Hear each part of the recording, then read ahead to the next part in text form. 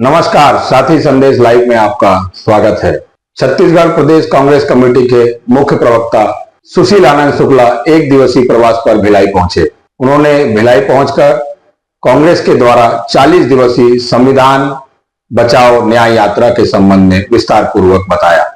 साथ ही उन्होंने केंद्र सरकार के भाजपा सरकार पर जमकर निशाना साधा। इसके साथ ही उन्होंने केंद्र सरकार को संविधान विरोधी बताया। चलिए सुनते हैं उनका बयान। देखिए, जिस प्रकार से देश में संवैधानिक मूल्यों की हत्या की जा रही है, वंचित वर्ग के अधिकारों को दमन करने की कोशिश की जा रही है, जिस प्रकार से वर्तमान सरकार संविधान को बदलने की कवायद में लगी, उसको देखते हुए कांग्रेस पार्टी ने निर्णय दिया कि पूरे देश में संविधान बचाओ यात्रा निकाली जाएगी।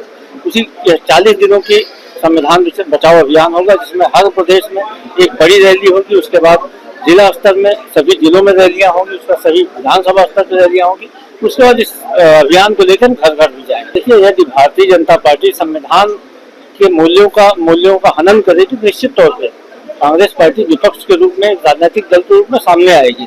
यदि भारतीय जनता पार्टी की राजनीति लगती है, अवसर लगता है, तो निश्चित तौर पर यदि आप ऐसा अवसर हमें दे क्यों रहे हैं, यदि आप खुद संवैधानिक मूल्यों को बचा कर रखें, आपको सरकार चलाने के लिए जिस संविधान ने जिम्मेदारी दी है, आप उसी संविधान के मूल्यों को तार करेंगे तो निश्चित तौर पर हम सामने आएंगे, चाहे आप उसे अवसर बोले या राजनीति बोले। देखिए, भारतीय जनता पार्टी तो कभी भी इस प्रकार की यात्रा नहीं निकालती है।